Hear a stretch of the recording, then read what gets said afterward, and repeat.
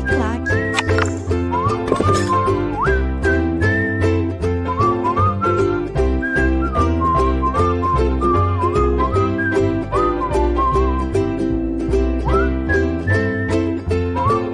Olá pessoal, tudo bem? Um grande abraço para você ligado aqui no LAC Concursos, o maior site de videoaulas do Brasil, quiçá das Américas.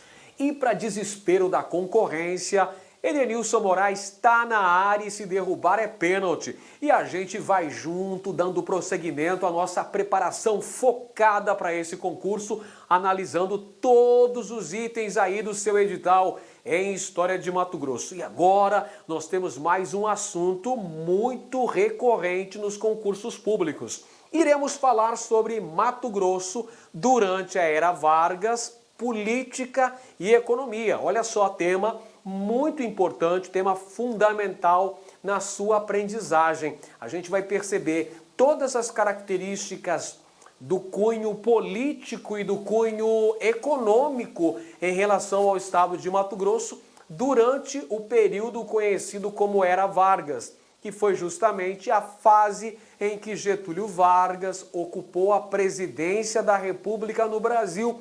Período este que aconteceram muitas consequências, muitas transformações políticas, econômicas, sociais e culturais. Então é nosso objetivo hoje entendermos de que maneira a Era Vargas repercutiu na política e na economia do estado de Mato Grosso.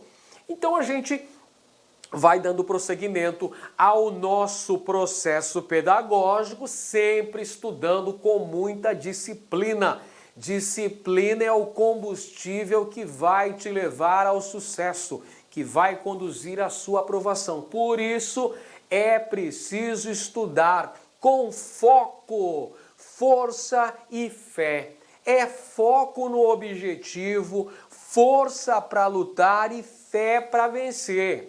Determinação, superando todas as barreiras, combatendo todas as adversidades, tendo o foco, a visão nos nossos objetivos a serem alcançados para termos um grande desempenho e, afinal de contas, no dia da prova, conseguirmos gabaritar, buscar com muita determinação essa nossa aprovação. Então a gente tem que estudar com muita dedicação, moçada. Trabalho duro, é perseverança, é luta, é ideal de vitória.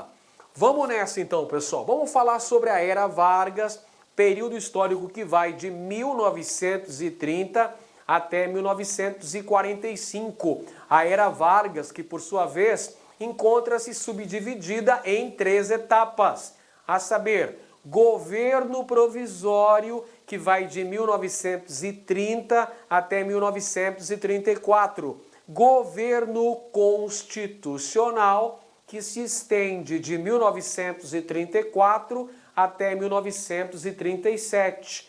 E, por fim, o Estado Novo, que vai de 1937 até 1945. Esta é a Era Vargas. Getúlio Vargas, o presidente que mais tempo permaneceu no cargo em toda a história do Brasil. São 15 anos ininterruptos de governo Vargas, lembrando que ele volta à presidência da República em 1950, nas eleições daquele ano, vencendo e governando de 51 até 54. Então Vargas é, sem dúvida alguma, o presidente, a personalidade política mais importante do século XX no Brasil. Então vamos lá, vamos conhecer aqui as principais etapas do governo Vargas, as principais ações e de que maneira essas ações ressoaram aqui no território mato-grossense. Começando pelo governo provisório, período que vai de 1930 até 1934. Deixa eu anotar aqui na nossa lousa, 1930 até 1934 é o período do governo provisório. Vargas chegou à presidência da República através de um golpe que foi liderado pela Aliança Liberal e que contou com o apoio de oligarquias dissidentes e também com o apoio de setores do Exército Nacional. Vargas chegou ao Palácio do Catete, então quem foi desalojado do poder foi a oligarquia cafeeira. São Paulo, que até então dominava o cenário político nacional, foi retirado da cena política com o advento da chamada Era Vargas. Nesses 4 primeiros anos, Vargas governou o Brasil de forma provisória. Por quê? Porque nessa época no Brasil não havia uma Constituição. Quando chegou ao poder, Vargas, no ano de 1930, ele cancela a Constituição de 1891, aquela Constituição que vigorou durante a Primeira República no Brasil. Então Vargas promete novas eleições e promete também a elaboração da Assembleia Constituinte para redigir uma nova Carta Magna para o Brasil. Nesse período de 4 anos, Vargas governa através de decretos-lei. Perfeito? Porque não havia uma Constituição no Brasil nessa época. Bom, Vargas, durante o governo provisório, nomeia uma série de interventores federais com a missão de governar os estados brasileiros. Quem eram esses interventores federais? Via de regra, esses interventores eram militares que apoiaram a Revolução de 1930. Então eles vão para os estados com o objetivo de consolidar o apoio político ao governo federal, ao presidente Vargas. Então estes interventores federais vão promover um sistemático combate às oligarquias. Em relação aqui a Mato Grosso, que é justamente o que nos interessa abordar na aula de hoje, os interventores enviados por Vargas para administrarem o estado de Mato Grosso vão bater de frente com as oligarquias regionais representadas pelos usineiros. Os proprietários das usinas de açúcar localizados ali no Vale do Rio Cuiabá vão bater de frente com esses interventores federais. O Mena Gonçalves, que é o primeiro que vem, depois o Arthur Antunes e depois o Leônidas Antero de Matos. Esses interventores vão bater de frente com os usineiros, que representavam as oligarquias locais aqui em Mato Grosso. Inclusive, ocorrem prisões de alguns usineiros aqui em Mato Grosso. A alegação para tais prisões foi a utilização de formas análogas ao trabalho escravo nessas usinas de açúcar. Vale destacar para os senhores que é durante o governo provisório do presidente Vargas que são editadas as primeiras leis trabalhistas no Brasil. Então Vargas combate aí o poder exercido pelas oligarquias regionais aqui em Mato Grosso, pelos usineiros. Essa é a fase do governo provisório, estamos falando do período que vai até 1934. Olha só, outro fato importante que acontece aqui em Mato Grosso durante o governo provisório de Vargas é a Revolução Constitucionalista de São Paulo de 1932. Revolução Constitucionalista de 1932, lá em São Paulo, que foi um movimento contrário ao governo Vargas. Podemos dizer então que a Revolução Constitucionalista de 32 foi uma ação militar comandada pela elite paulista, a elite cafeeira, com apoio do Partido Democrático e também com apoio de setores das camadas médias paulistanas, no sentido de exigir um interventor federal que fosse paulista e que fosse civil para governar São Paulo. Na verdade também, pessoal, é uma tentativa da velha oligarquia cafeeira paulista de retomar as rédeas do controle político nacional. Então é uma contra-revolução. A Revolução de 30 levou Vargas à presidência da República.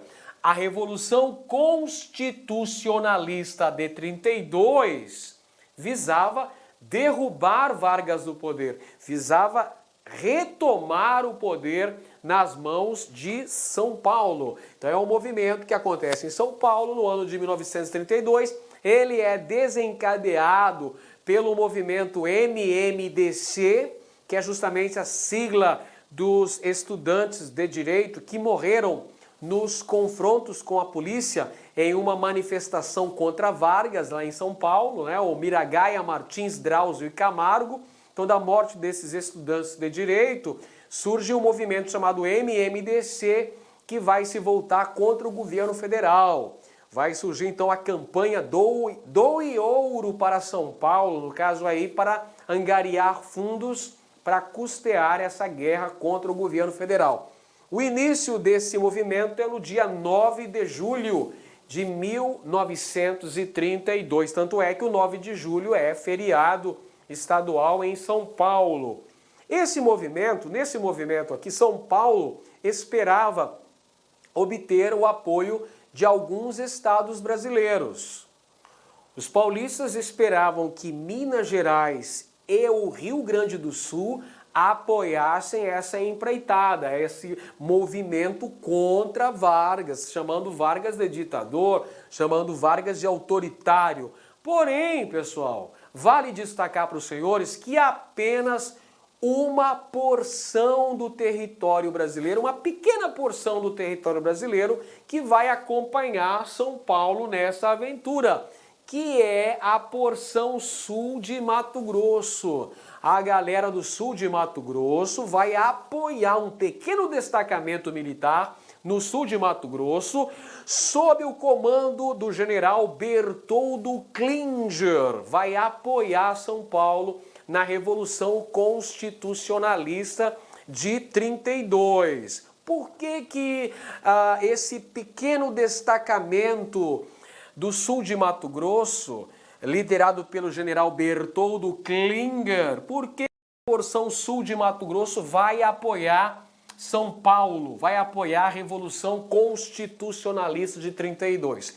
Porque eles tinham a expectativa de que, se esse movimento fosse vitorioso, a divisão do Estado poderia ser alcançada. Então perceba que já no início do século XX, existia o ideal pela divisão do estado de Mato Grosso. O ideal que durou praticamente todo o século XX, durou cerca de 85 anos, para sermos mais precisos ainda. Então, nessa época, que o início dos anos 30, a porção sul, as elites políticas do sul de Mato Grosso vão apoiar São Paulo nessa guerra contra o governo federal, porque tinham o ideal de que a divisão poderia ser alcançada. Tanto é, moçada, olha só, tanto é que durante a ocorrência da Revolução Constitucionalista, durante os meses em que durou a Revolução Constitucionalista, surgiu o Estado de Maracaju. Estado de Maracaju, com capital em Campo Grande.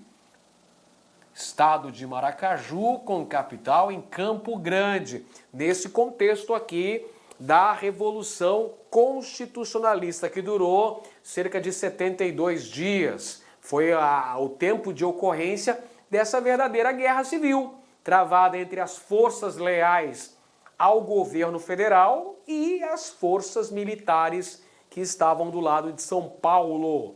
Perfeito? Então, temos uma dualidade administrativa aqui em Mato Grosso. Cuiabá permaneceu fiel ao governo federal. Cuiabá permaneceu fiel a Vargas. Campo Grande vai apoiar o lado da oposição. Campo Grande apoia São Paulo. Por isso que surge o estado de Maracaju, governado, então aqui ó, o governador do estado de Maracaju era o Vespasiano Barbosa Martins. Vespasiano Barbosa Martins, o governador do estado de Maracaju, que durou apenas ao longo da ocorrência da Revolução Constitucionalista. Como eu disse para vocês, durou cerca de 70 dias apenas. E terminou com vitória de quem? Com vitória de quem? Com a vitória de Vargas, com a vitória do governo federal. Tudo bem? Então o governo federal sai vitorioso do ponto de vista militar, até porque São Paulo não tinha condições militares de manter um confronto, uma guerra prolongada contra o governo federal. Então durou apenas 72 dias essa guerra. Aqui em Mato Grosso, nós temos o surgimento de 3 agremiações políticas. 3 agremiações políticas aqui no ano de 1933. Olha só, Vargas prometeu a convocação de eleições para a formação da Assembleia Constituinte, que deveria redigir uma nova Constituição para o Brasil. Essas eleições seriam realizadas no ano de 33. Então, para esse pleito eleitoral, tínhamos 3 agremiações partidárias em Mato Grosso. O Partido Liberal Mato Grossense, que era um partido de oposição a Vargas, tá bem? Temos o Partido Liberal Mato Grossense, um partido de situação. Vamos retificar aqui, o partido de situação, apoio a Vargas. O Partido Constitucionalista, este sim, um partido de oposição a Getúlio Vargas. E temos ainda a Liga Eleitoral Católica, que era o partido mais fraco dos 3. Então é esse o contexto que se desenha para a realização das eleições de 1933, que deveria escolher os deputados responsáveis pela elaboração da próxima Constituição brasileira. E é nesse contexto das eleições de 33 que acontece um importante movimento político em Mato Grosso, conhecido como Tanque Novo. O Tanque Novo foi um movimento social acontecido no município de Poconé, no ano de 1933, tendo a liderança desta ilustre senhora que aparece aqui na nossa lousa digital, que é a Doninha, Dona Laurinda Lacerda Sintra, mais conhecida pela população poconeana pela alcunha de Doninha. Então olha só, o Tanque Novo foi um movimento social ocorrido no município de Poconé, na região do Pantanal Mato-Grossense, em 1933, durante o governo provisório de Vargas, durante a gestão do interventor federal Leônidas Antero de Matos. Então a liderança do movimento do Tanque Novo coube a Doninha. Doninha era uma sensitiva, não é? Segundo os habitantes de Poconé, Doninha tinha visões de uma santa que foi chamada de Jesus Maria e José. Era a santa de Poconé que, segundo a crença local, Doninha tinha visões dessa santa. Doninha era uma sensitiva, uma benzedeira, não é? Ela fazia conselhos, fazia premonições, não é? Benzia lá a galera, benzia para a arca caída, né? Quem nunca fez uma benzição de arca caída, né? Fiz muito isso na infância, né? Minha mãe sempre levava. Inclusive, meu avô chegou a consultar com Doninha constantemente, né? Doninha então dava conselhos, era uma sensitiva muito famosa lá na região do Pantanal mato-grossense. E Doninha vai apoiar o Partido Constitucionalista.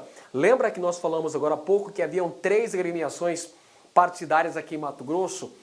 Que eram o Partido Liberal, que apoiava Vargas, o Partido Constitucionalista, que era contra Vargas, e a Liga Eleitoral Católica, que era que não fedia nem cheirava, né? Era o partido mais fraco. Doninha apoiava o Partido Constitucionalista, que era justamente o partido contrário ao presidente Vargas.